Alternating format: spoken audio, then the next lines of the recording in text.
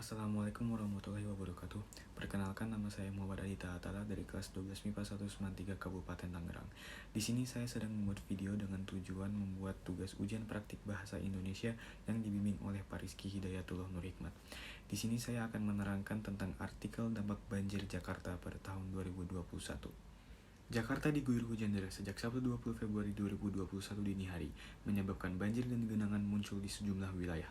Ketinggian air bervariasi, namun banjir yang terjadi cukup mengganggu aktivitas warga dan menyebabkan kerusakan. Beberapa warga yang terdampak pun mengklaim banjir terasa lebih hebat dibanding waktu-waktu sebelumnya. Wilayah Jakarta Selatan dilaporkan dikepung banjir dengan ketinggian antara 30 cm hingga 1,2 meter.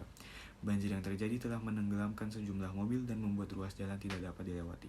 Banjir Jakarta bukan fenomena baru. Kota ini boleh dibilang sudah langganan soal banjir. Ada beberapa fenomena yang menjadi faktor penyebab banjir Jakarta yang diungkap oleh Kepala BMKG Dwi Korita Karnawati pada Sabtu 20 Februari 2021. Menurut Dwi Korita, penyebab banjir Jakarta diantaranya ialah terkait aliran udara yang masuk ke wilayah Indonesia dari Asia, pembelokan dan pertemuan atas dua angin di atas wilayah Jabodetabek, tingkat labilitas dan kebasahan udara yang tinggi, dan adanya pusat tekanan rendah di Australia bagian utara. Banjir adalah masalah sosial kemanusiaan, namun dampak ekonominya tidak bisa dianggap enteng. Banjir akan membuat aktivitas dan mobilitas warga lumpuh. Proses produksi dan distribusi tentu akan terganggu, apalagi kalau terjadi di Jakarta yang merupakan jantung ekonomi Indonesia. Ditambah dengan banjir tahun ini semakin rumit karena terjadi saat pandemi COVID-19 masih ganas. Banjir akan membuat sebagian penduduk terpaksa mengungsi. Tempat pengungsian yang padat, manusia bisa menjadi mangsa empuk bagi virus corona, sehingga risiko ledakan jumlah kasus sangat mungkin terjadi.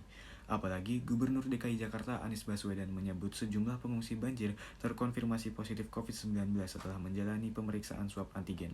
Jika kasus tidak kunjung mereda, maka pemerintah tentu akan mempertimbangkan untuk terus memperpanjang kebijakan PPKM. Saat PPKM terus berlaku, maka ekonomi akan sulit untuk ditumbuhkan. Jadi kalau banjir tahun ini sampai berkepanjangan, maka dampak ekonominya tidak bisa dikesampingkan, bukan hanya bagi Jakarta tetapi sampai ke level nasional.